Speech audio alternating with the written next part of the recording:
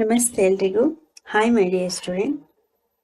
Last ಕ್ಲಾಸಲ್ಲಿ ನಾವು introduction of separation of substances ಬಗ್ಗೆ ಇಂಟ್ರೊಡಕ್ಷನ್ ಮಾಡ್ಕೊಂಡಿದ್ವಿ. ಅದರ ಕಂಟಿನ್ಯೂ ಪಾರ್ಟ್ನ ನೋಡೋಣ. We see that before we use the substances we need to separate harmful or non-useful substances that may be mixed with it. We see that before we use substances. ಯಾವಾಗಲೂ ಅಷ್ಟೇ ನಾವು ಯಾವುದೇ ಒಂದು ಪದಾರ್ಥಗಳನ್ನು ಉಪಯೋಗಿಸೋದಕ್ಕೂ ಮುಂಚೆ ಏನು ಮಾಡಬೇಕು? Before we use the substance we need to separate harmful or non useful substance. ಆ ಪದಾರ್ಥದಲ್ಲಿ ಇರ್ತಕ್ಕಂತಹ ಹಾನಿಕಾರಕ ವಸ್ತು ಏನಾದರೂ ಇದೆಯಾ ಅಥವಾ ಉಪಯೋಗಕ್ಕೆ ಬಾರದ ಪದಾರ್ಥಗಳಿದೆಯಾ ಅಂತೇಳಿ ಫಸ್ಟ್ ನೋಡಬೇಕು. That may be mixed with it. ನಾವು ಬಳಸ್ತಕ್ಕಂಥ ಪದಾರ್ಥದಲ್ಲಿ ವಸ್ತುವಿನಲ್ಲಿ ಉಪಯೋಗಕ್ಕೆ ಬಾರದೇ ಇರ್ತಕ್ಕಂಥದ್ದು ಮತ್ತು ಹಾನಿಕಾರಕ ವಸ್ತುಗಳಿದ್ರೆ ಅದನ್ನು ಫಸ್ಟ್ ಏನು ಮಾಡಬೇಕು? ಸಪರೇಟ್ ಮಾಡಬೇಕು. Sometimes we separate even useful components if we need to use them separately.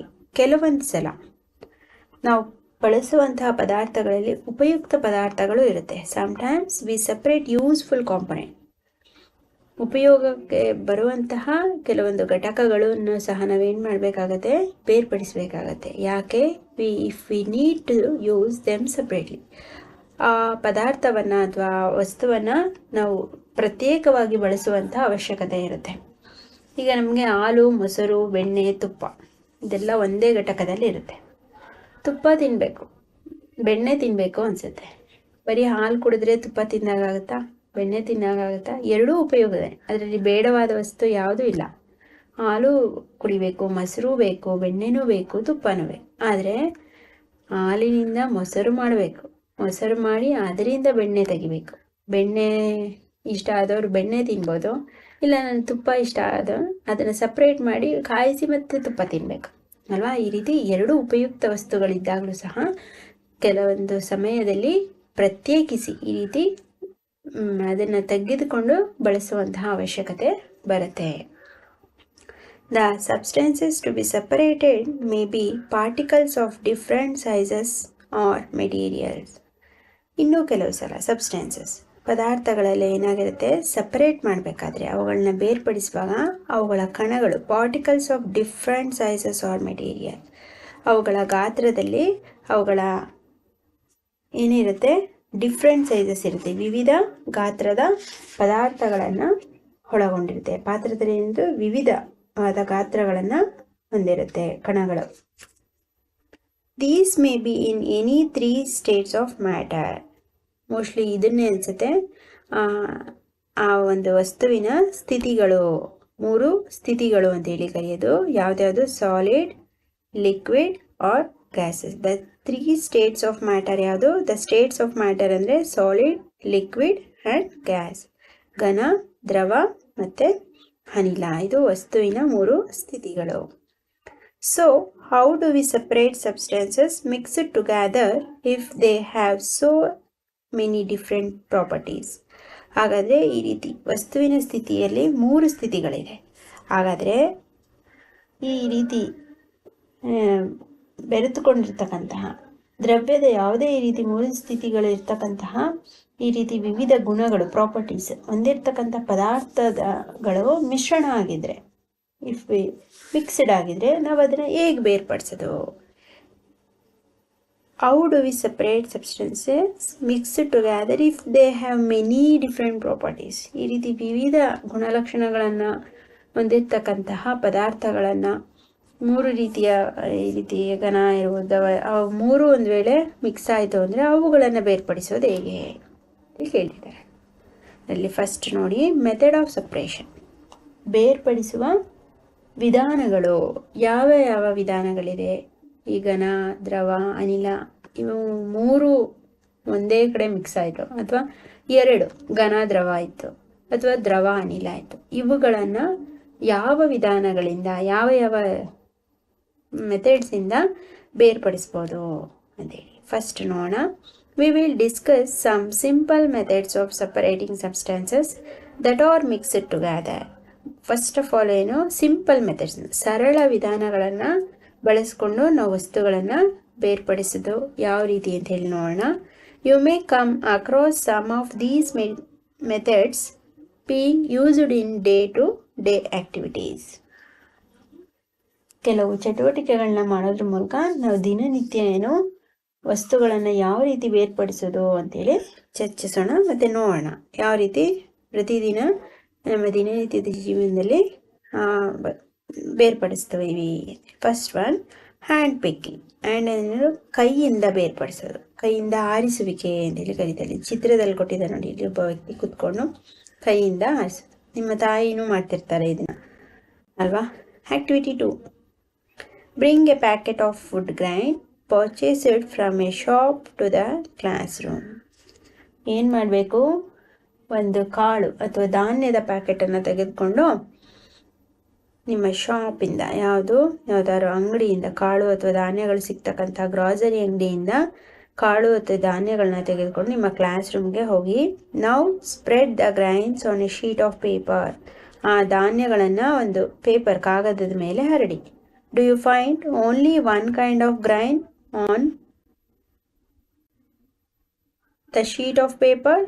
ನೀವು ಆ ಕಾಳುಗಳನ್ನು ಅಥವಾ ಧಾನ್ಯಗಳನ್ನು ಕಾಗದದ ಮೇಲೆ ಹರಡಿದಾಗ ಒಂದೇ ರೀತಿಯ ಧಾನ್ಯಗಳಿರೋದನ್ನು ಕಂಡು ಬರುತ್ತಾ?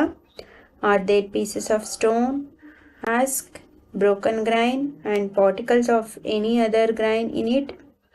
ಧಾನ್ಯ ಅಥವಾ ಕಾಳುಗಳನ್ನು ತಗೊಂಡು ಕಾಗದ ಮೇಲೆ ಹರಡಿರ್ತಿರಲ್ಲ, ಅದರಲ್ಲಿ ಯಾವುದಾದ್ರೂ ತುಣುಕುಗಳು, ಕಲ್ಲಿನ ಚೂರು ಕಾಣುತ್ತಾ? ಹಸ್ಕ್, ಯಾವುದಾದ್ರು ಸಿಪ್ಪೆ ಕಾಣುತ್ತಾ? ಅಥವಾ ಬ್ರೋಕನ್ ಗ್ರೈನ್, ಒಡೆದಿರ್ತಕ್ಕಂಥ ಧಾನ್ಯ ಅಥವಾ ಕಾಳುಗಳು ಕಾಣುತ್ತಾ? And particles of any other grain in it, ಅಥವಾ ಇತರ ಯಾವುದೇ ಆದರೂ ಕಸ ಅಥವಾ ಕಡ್ಡಿ ಅದಿರೋದನ್ನು ಏನಾದರೂ ಗಮನಿಸ್ತೀರಾ?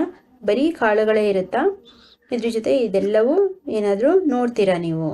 ನಾವು remove with your hand these pieces of stone, husk and other grains from it. ಹಾಗಾದರೆ ಕಲ್ಲಿತ್ತು ಅಥವಾ ಅದರದ ಸಿಪ್ಪೆ ಅಥವಾ ಅದರದ ಕಡ್ಡಿ ಏನಾದರೂ ಇತ್ತು ಈ ರೀತಿ ಅಂದರೆ ಇದನ್ನು ನೀವು ರಿಮೂವ್ ವಿತ್ ಯುವರ್ ಹ್ಯಾಂಡ್, ನಿಮ್ಮ ಕೈಗಳ ಸಹಾಯದಿಂದ ಅವುಗಳನ್ನು ಬೇರ್ಪಡಿಸ್ಬೋದಾ? Yes, this method of hand picking can be used for separating slightly larger sized impurities like the pieces of dirt. ಈ ರೀತಿ ಕೈಯಿಂದ ಬೇಡವಾದ ಪದಾರ್ಥಗಳನ್ನು ಬೇರ್ಪಡಿಸುವ ಈ ಮೆಥಡ್ಗೆ ಏನಂತೀವಿ? Hand picking. This method of hand picking, ಕೈಯಿಂದ ಆರಿಸುವಿಕೆ ಅಥವಾ ಕೈಯಿಂದ ಬೇರ್ಪಡಿಸುವಿಕೆ ಅಂತೇಳಿ ಕರಿತೀವಿ. Can be used for separating slightly larger sized impurities like the pieces of dirt. ಯಾವ ರೀತಿಯ ಪದಾರ್ಥಗಳನ್ನು ಕೈಯಿಂದ ಆರಿಸೋದು? ಸ್ವಲ್ಪ ಅಂದರೆ ತುಂಬ ಸಣ್ಣದಾಗ, ಆವಾಗಲೇ ಹೇಳಿದ್ವಲ್ಲ, ಮರಳಿಗೆ ಉಪ್ಪು ಮಿಶ್ರಣ ಆದರೆ ಕೈಯಿಂದ ಯಾವುದೇ ಕಾರಣಕ್ಕೂ ಬೇರ್ಪಡಿಸೋಕ್ಕಾಗಲ್ಲ. ಆದರೆ ಧಾನ್ಯಗಳಲ್ಲಿ, ಕಾಳುಗಳಲ್ಲಿ ಸ್ವಲ್ಪ ಕಣ್ಣಿಗೆ ಕಾಣುತ್ತೆ, ಕೈಗೂ ಸಿಗುತ್ತೆ. ಸ್ಟೋನ್, ಲಾರ್ಜ್ ಸೈಜರ್ ಇಂಪ್ಯೂರಿಟೀಸ್, ಬೇಡವಾದ ಸ್ವಲ್ಪ ಗಾತ್ರದಲ್ಲಿ ದೊಡ್ಡದಾಗಿರ್ತಕ್ಕಂತಹ ಅನುಪಯುಕ್ತ ಪದಾರ್ಥಗಳು, ಲೈಕ್ ಡರ್ಟ್ ಅಂದರೆ ಸ್ಟೋನ್, ಕಲ್ಲಿನ ಕಲ್ಲಿರ್ಬೋದು, ಸಣ್ಣ ಸಣ್ಣ ಕಲ್ಲುಗಳು, ಹಸ್ಕ ಸಿಪ್ಪೆ ಇರ್ಬೋದು. ಯಾವುದ್ಯಾವುದರಲ್ಲಿ? ಅಕ್ಕಿ, ರಾಗಿ, ಗೋಧಿ ಕಾಳುಗಳಲ್ಲಿ, ಪಲ್ಸಸ್ ಕಾಳುಗಳು, ವೀಟ್, ಗೋಧಿ, ರೈಸ್, ಅಕ್ಕಿ, ಇವುಗಳಲ್ಲಿರ್ತಕ್ಕಂಥ ಕಲ್ಲು, ಸಿಪ್ಪೆ, ಕಡ್ಡಿ, ಕಸ ಇದನ್ನೆಲ್ಲ ಏನು ಮಾಡ್ತಾರೆ, ನಮ್ಮ ಮನೆಗಳಲ್ಲಿ ನಮ್ಮ ತಾಯಿ ಅಥವಾ ನಾವು ಸಹ ಕಾಳುಗಳ ನಮಗೂ ಆರಿಸೋದಿಕ್ಕೆ ಕೊಡ್ತಾರೆ ಅಲ್ವಾ. ಅದರಲ್ಲಿರೋ ಕಲ್ಲುಗಳನ್ನ ತೆಗಿ, ಸಿಪ್ಪೆಯನ್ನು ತೆಗಿ ಅಂತೇಳಿ. ಇದನ್ನು ಲಾರ್ಜ್ ಸೈಜ್, ಸ್ವಲ್ಪ ದೊಡ್ಡ ಗಾತ್ರದ ಅನುಪಯುಕ್ತ ವಸ್ತುಗಳನ್ನು ಕೈಯಿನಿಂದ ಆರಿಸ್ಬೋದು. The quantity of such impurities is usually not very large. ಅಂದರೆ ತುಂಬ ದೊಡ್ಡ ಗಾತ್ರದ ಪದಾರ್ಥಗಳು ಯೂಶ್ವಲಿ ಇರಲ್ಲ. In such situations we find that hand picking is A convenient method of separating substance.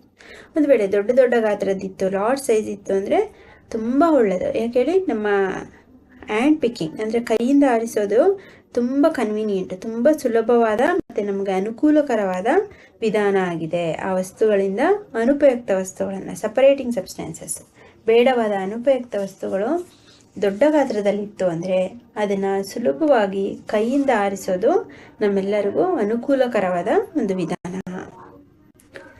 Hand picking stone from grain. ಈ ಧಾನ್ಯಗಳಲ್ಲಿರ್ತಕ್ಕಂಥ ಕಲ್ಲುಗಳನ್ನು ಈ ವ್ಯಕ್ತಿ ಏನು ಮಾಡ್ತಿದ್ದಾರೆ, ಕೈಯಿನಿಂದನೇ ಆರಿಸ್ತಿದ್ದಾರೆ, ಕೈಯಿಂದ ತೆಗೆದು ಹಾಕ್ತಿದ್ದಾರೆ.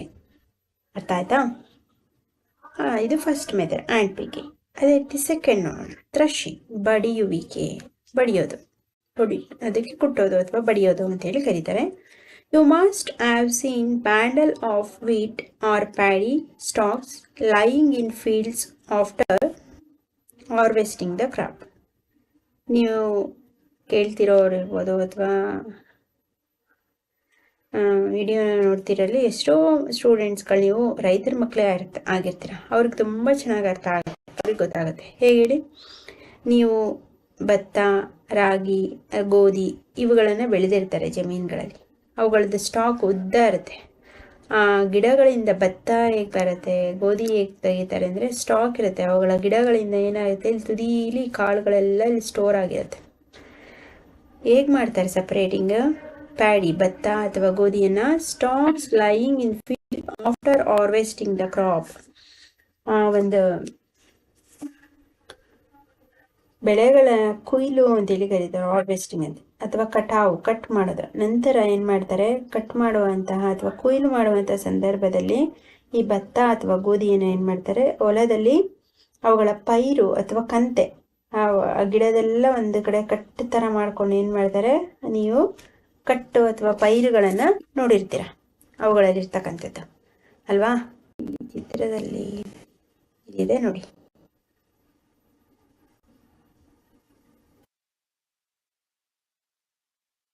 ಈ ರೀತಿ. ಅಂದರೆ ಇಲ್ಲಿ ಕಡ್ಡಿ ಎಲ್ಲ ಒಂದು ಕಟ್ಟು ಮಾಡ್ಕೊಂಡಿರ್ತಾರೆ ಈ ರೀತಿ.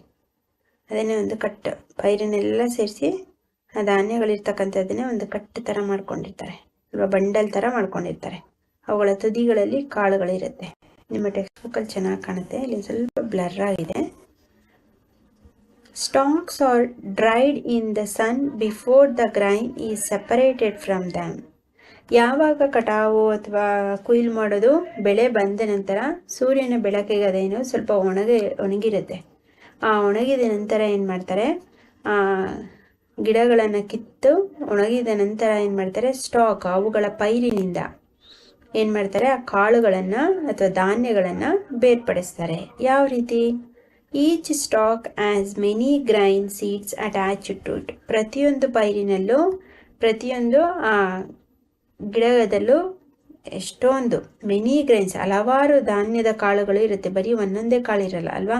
ಭತ್ತ ಅಂದರೆ ಅದರ ಗೊಂಚಲೇ ಇರುತ್ತೆ, ಗೋಧಿ, ಭತ್ತ, ರಾಗಿ ಎಲ್ಲವೂ ಅದರ ತುದಿ ಭಾಗದಲ್ಲಿ, ಗಿಡದ ತುದಿ ಮೇಲ್ಭಾಗದಲ್ಲೇನೋ ಗೊಂಚಲಿನ ರೂಪದಲ್ಲಿ ಹಲವಾರು ಕಾಳುಗಳು, ಧಾನ್ಯಗಳಿಂದ ತುಂಬಿರುತ್ತೆ. Imagine the number of grain seeds in hundreds of bundle of stalk laying in the field. ಊಹಿಸ್ಬೋದ ನೀವು, ಒಂದು ಬಂಡಲ್ನಲ್ಲಿ ಅಂದರೆ ಅದು ಕಟ್ಟಿರುತ್ತಲ್ಲ, ಆ ಪೈರಿನ ಎಲ್ಲ ಸಣ್ಣ ಸಣ್ಣ ಪ್ರತಿಯೊಂದು ಗಿಡಗಳನ್ನ ಒಂದು ಕಟ್ ಮಾಡ್ಕೊಂಡಿರ್ತಾರಲ್ಲ, ಅವುಗಳಲ್ಲಿ ಹಂಡ್ರೆಡ್ಸ್ ಆಫ್ 100ಕ್ಕಿಂತ ಹೆಚ್ಚು ಬಂಡಲ್ ಆಫ್ ಸ್ಟಾಕಲ್ಲಿ, ಪೈರಿನಲ್ಲಿ ಎಷ್ಟು ಸೀಡ್ಸ್ಗಳಿದೆ ಅಂತ ಊಹಿಸೋಕೆ ಸಾಧ್ಯನಾ ನೀವು? ನೆವರ್. ಅದನ್ನು ಎಣಿಸ್ಕೊಂಡು ಕುತ್ಕೊಳ್ಳೋಕ್ಕಾಗತ್ತಾ? ಭತ್ತದ ಕಾಳುಗಳನ್ನು, ರಾಗಿ ಕಾಳುಗಳನ್ನು, ಗೋಧಿ ಕಾಳುಗಳನ್ನು? ಸಾಧ್ಯ ಇಲ್ಲ. How does the farmer separate grain seeds from those bundle of stock? ಹಾಗಾದರೆ ಒಬ್ಬ ರೈತರು, ಬೆಳೆಯನ್ನು ಬೆಳೆದಿರ್ತಕ್ಕಂಥ ರೈತರು ಧಾನ್ಯಗಳನ್ನು ಅಥವಾ ಕಾಳುಗಳನ್ನು ಯಾವ ರೀತಿ ಆ ಸ್ಟಾಕ್, ಆ ಪೈರಿನಿಂದ, ಗಿಡದಿಂದ ಸಪ್ರೇಟ್ ಮಾಡ್ತಾರೆ ಅಂತ ಗೊತ್ತಾ? One may pluck mangoes or guavas from the trees. ಇದು ತುಂಬ ಸುಲಭ. ಮರದಲ್ಲಿರ್ತಕ್ಕಂತಹ ಸೀಬೆಹಣ್ಣು ಅಥವಾ ಮಾವಿನ ಹಣ್ಣು ಅಥವಾ ಕಿತ್ತಳೆ ಹಣ್ಣು, ಇದನ್ನು ಮರದಿಂದ ಆ ಹಣ್ಣನ್ನು ಕೀಳೋದು ಬಹಳ ಸುಲಭ ಅಲ್ವಾ. But grain seeds are much smaller than mangoes or guava. ಆದರೆ ಮಾವಿನ ಹಣ್ಣು ಅಥವಾ ಸೀಬೆ ಹಣ್ಣಿಗಿಂತ ತುಂಬ ಗಾತ್ರದಲ್ಲಿ ಈ ಧಾನ್ಯಗಳು ಅಥವಾ ಕಾಳುಗಳು ತುಂಬ ಚಿಕ್ಕದ್ದು. So plucking them from their stalks would be impossible. ಈ ಮಾವಿನ ಮರದಲ್ಲಿ, ಸೀಬೆ ಮರದಲ್ಲಿ ಹಣ್ಣನ್ನು ಕೀಳೋ ಥರ ಅಷ್ಟು ಸುಲಭವಾಗಿ ಪ್ಲಕ್ಕಿಂಗ್, ಈ ಧಾನ್ಯಗಳನ್ನು ಅವುಗಳ ಗಿಡಗಳಿಂದ, ಪೈರಿನಿಂದ ಕೀಳೋದು ತುಂಬ ಕಷ್ಟಕರ. How does one separate grain seeds from their stalk? ಹಾಗಾದರೆ ಆ ಪೈರಿನಲ್ಲಿ, ಆ ಗಿಡದಲ್ಲಿರ್ತಕ್ಕಂಥ ಕಾಳುಗಳನ್ನು ಯಾವ ವಿಧಾನದ ಮೂಲಕ ನಾವು ಸಪ್ರೇಟ್ ಮಾಡ್ತೀವಿ? The process that is used to separate grain from stalk etcetera is threshing. ಧಾನ್ಯಗಳು ಅಥವಾ ಕಾಳುಗಳನ್ನು ಆ ಪೈರಿನಿಂದ ಬೇರ್ಪಡಿಸುವ ಒಂದು ವಿಧಾನವನ್ನು ಏನಂತ ಕರಿತೀವಿ?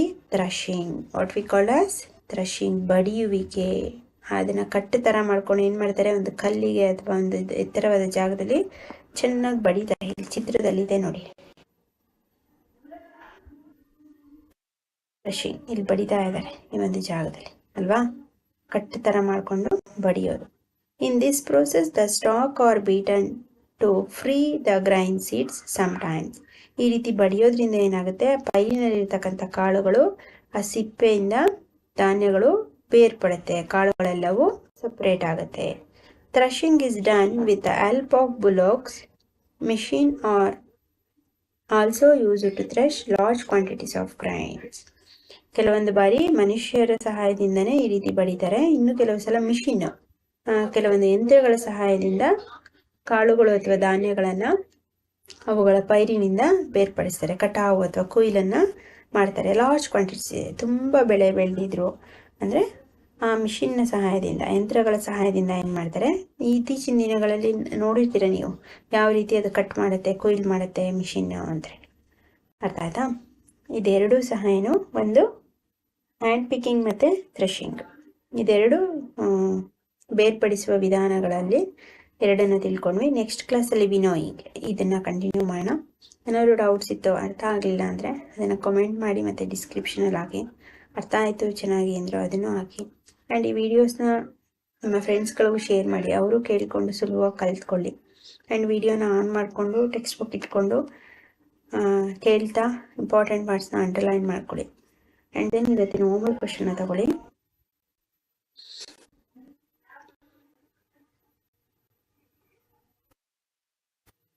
Write the method of write two methods of separation. ಎರಡು ಬೇರ್ಪಡಿಸುವ ವಿಧಾನಗಳು ಯಾವುದು ಅಂತ ತಿಳಿಸಿ. And what is hand picking, hand picking ಅಂದ್ರೇನು, ಗಿವ್ ಎಕ್ಸಾಂಪಲ್, ಅದಕ್ಕೆ ಒಂದು ಉದಾಹರಣೆಯನ್ನು ಕೊಡಿ. And what is threshing, give two example. Threshing ಅಂದ್ರೇನು, ಬಡಿಯುವಿಕೆ ಅಂದ್ರೇನು, ಅದಕ್ಕೆ ಎರಡು ಉದಾಹರಣೆಗಳು, ಯಾವ ರೀತಿ ಯಾವುದ್ಯಾವುದ ವಸ್ತುಗಳನ್ನ ಬಡಿಬೋದು ಅಂತೇಳಿ ಅದಕ್ಕೆ ಎರಡು ಉದಾಹರಣೆಗಳನ್ನ ಕೊಡಿ. ಗೊತ್ತಾಯ್ತಾ? ಇದಿಷ್ಟು ಇವತ್ತಿನ homework question. Okay my dear student, subscribe ಮಾಡ್ಕೊಳ್ಳಿ. ಮತ್ತು ಈ ಲೆಸನ್ನ ಕಂಟಿನ್ಯೂಸ್ ವೀಡಿಯೋಸ್ ಬೇಕು ಅಂದರೆ ಪ್ಲೇಲಿಸ್ಟ್ ಚೆಕ್ ಮಾಡಿ. ಮತ್ತು ಡೈಲಿ ಹಾಕೋ ವೀಡಿಯೋಸ್ ಸುಲಭವಾಗಿ ಸಿಗಬೇಕು ಅಂದರೆ ನೀವು ಸಬ್ಸ್ಕ್ರೈಬ್ ಮಾಡ್ಕೊಂಡ್ಬಿಟ್ರೆ ಅದು ಈಸಿಯಾಗಿ ಡೈಲಿ ನಿಮಗೆ ನೋಟಿಫಿಕೇಷನ್ ಬರುತ್ತೆ, ಸರ್ಚ್ ಮಾಡೋ ಅವಶ್ಯಕತೆ ಇರಲ್ಲ. ಓಕೆನಾ? Okay my dear student, thank you.